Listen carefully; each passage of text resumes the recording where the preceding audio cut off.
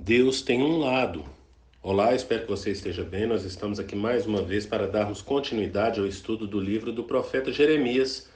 Hoje, Jeremias capítulo 22, mas antes é necessário que eu faça 3 pedidos. E o primeiro pedido é para que você não apenas curta, mas compartilhe esse estudo com outras pessoas para que outras pessoas venham ser abençoadas. O segundo pedido é para que você adquira a Bíblia 365, porque através dela você vai ler um trecho do Antigo Testamento, um trecho do Novo Testamento, um trecho de Salmos e um trecho de Provérbios. O ano novo chegou, por isso aceite esse desafio que é ler a Bíblia toda em um ano. Programe-se, porque certamente será bênção para a sua vida.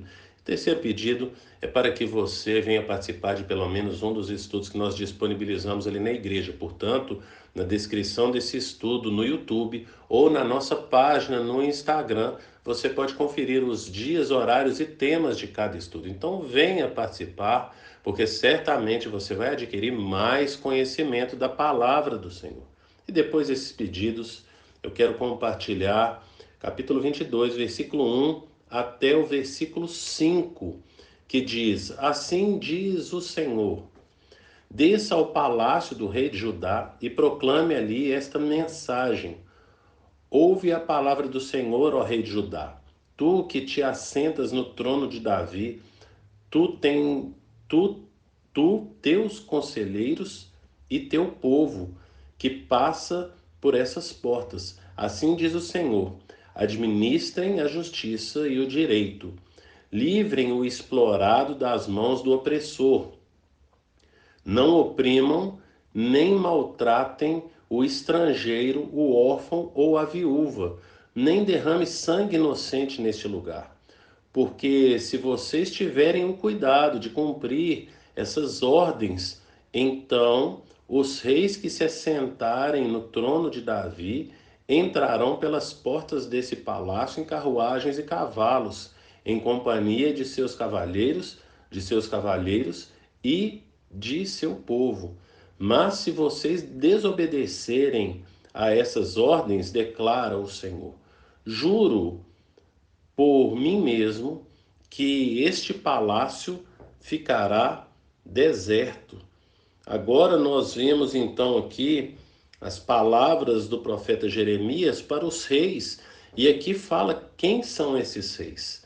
Portanto, aqui no versículo 11 vai falar que essa palavra fala assim, versículo 11, porque assim diz o Senhor acerca de Salom, rei de Judá, sucessor de seu pai Josias. Então, esse Salom a quem o profeta está se referindo aqui, esse Salom, rei de Judá, na verdade é o Jeoacás, que foi o primeiro a suceder ali o rei Josias. Depois, lá no versículo 18, fala: portanto, assim diz o Senhor a respeito de Jeoaquim, filho de Josias, rei de Judá, que foi quem reinou depois, então, ali de Joacás.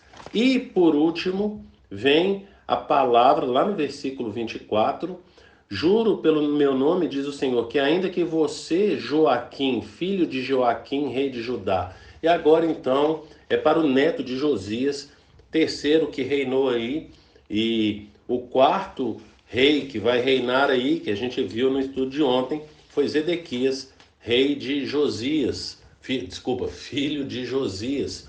Portanto, aqui no capítulo 22, vem uma palavra de juízo para os 3 reis que vão suceder aí Josias. Portanto, esse período de reinado aqui, que também foi cerca de 11 anos, vai aí do ano 609 até o ano 598, portanto, de reinado, aonde vão reinar esses 3 reis, não é assim? E você pode conferir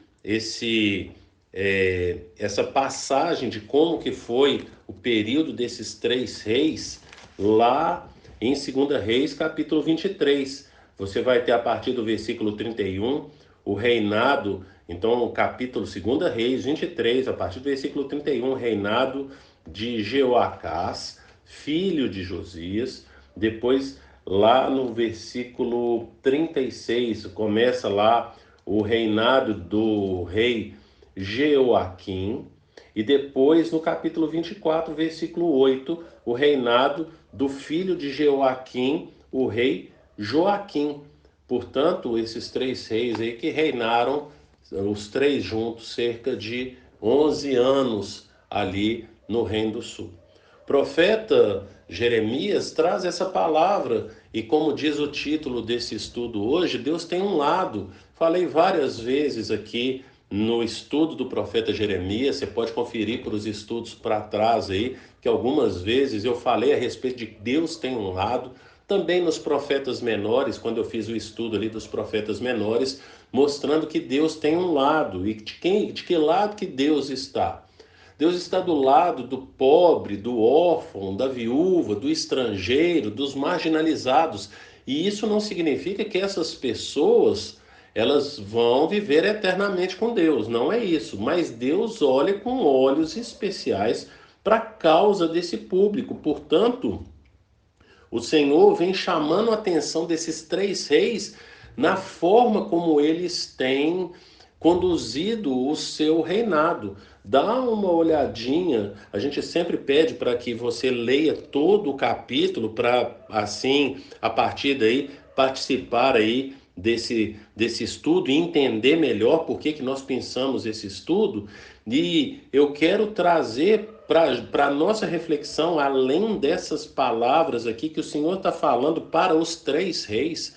Portanto, ele está falando com os três. O profeta Jeremias, ele vai, desce até o palácio lá em Judá e leva uma mensagem ali para o pessoal ali do palácio, para as autoridades ali de Jerusalém. Ele traz essa palavra falando a respeito da forma como o Senhor quer que o reinado dele seja conduzido. Se houver esse tipo de conduta, isso significa que eles estão, então, obedecendo aos mandamentos, aos preceitos do Senhor.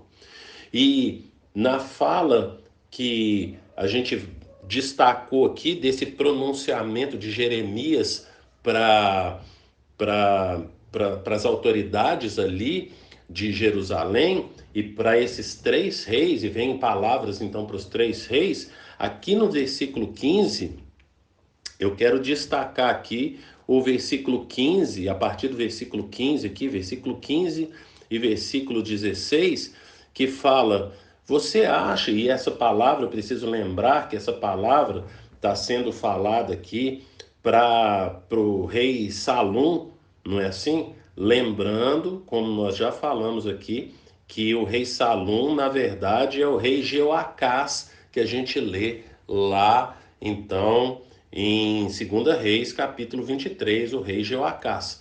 Portanto, começa aqui no versículo 11 esse discurso para esse rei, e no versículo 15, ainda dentro desse discurso para esse rei, ele continua falando: você acha que acumular cedro faz de você um rei? O seu pai, então aqui agora ele está se referindo a Josias, o seu pai não teve comida e bebida? Ele fez o que era justo e certo e tudo ia bem com ele. Ele defendeu a causa do pobre e do necessitado.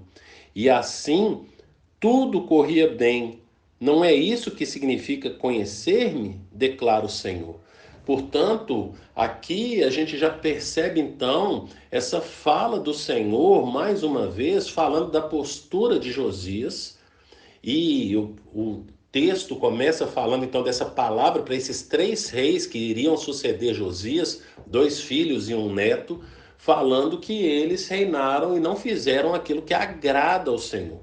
Se você ler a profecia aqui, você vai poder conferir isso nessas profecias, mas também se você abrir lá em 2 Reis, capítulo 23, 24 e 25, você vai ver como que os quatro reis que sucederam Josias, esses três reis aqui, Joacás, Jeoaquim, Joaquim e o rei Zedequias, que é o que a gente estudou ontem no capítulo 21, Você vai perceber então que a postura deles, olhando para o livro de 2 Reis, que eles não fizeram aquilo que agrada ao Senhor.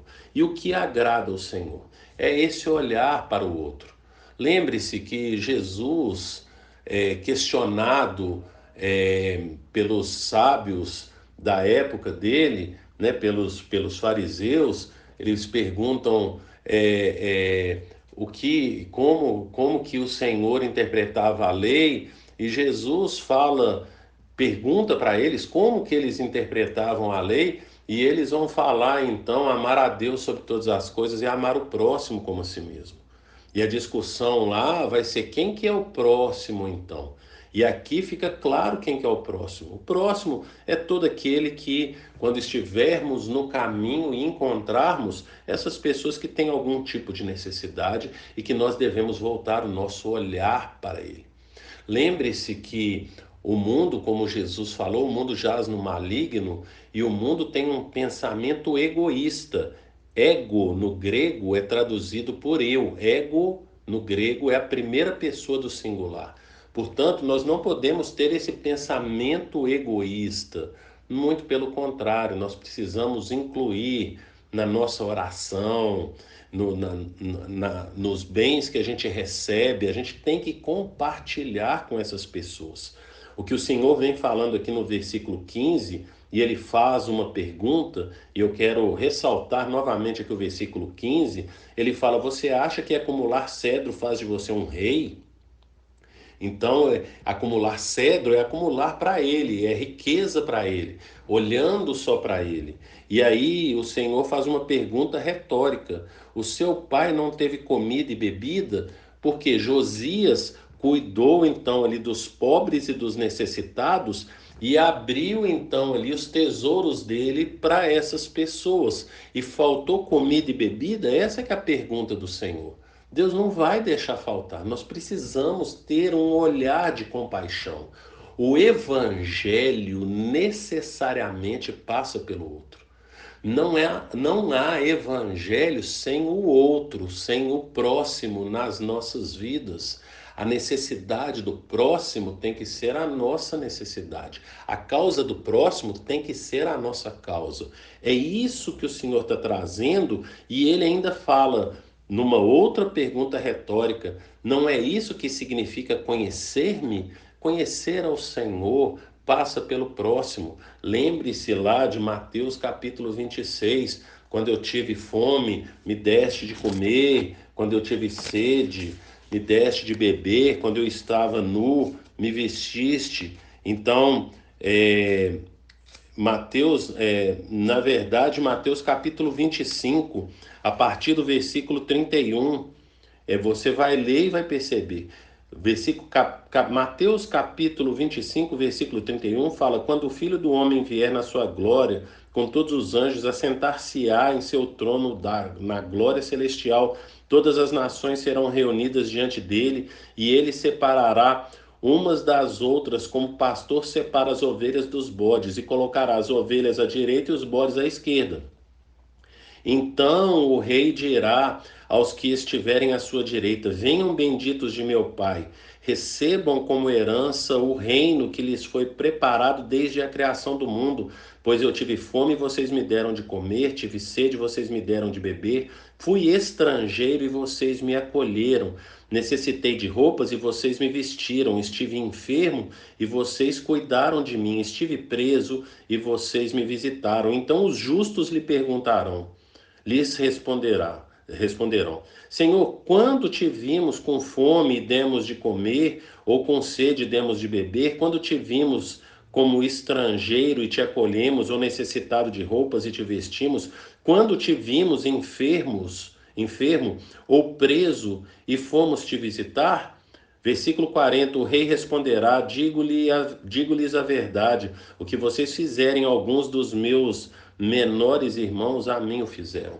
Portanto, Deus tem um lado, e é mostrado desde os profetas, desde o Antigo Testamento, desde a lei lá com Moisés, lá em Deuteronômio, de Gênesis a Apocalipse.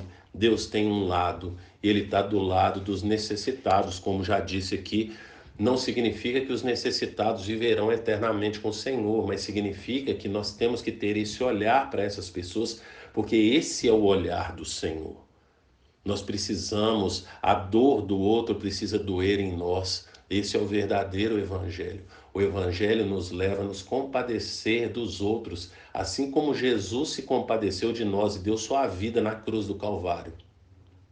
Nós devemos nos compadecer do nosso próximo e nos dar para ele. Tem uma frase que representa muito e é verdadeira, que diz: nunca deu quem deu do seu sem dar de si. Pense nisso e que o Senhor te abençoe.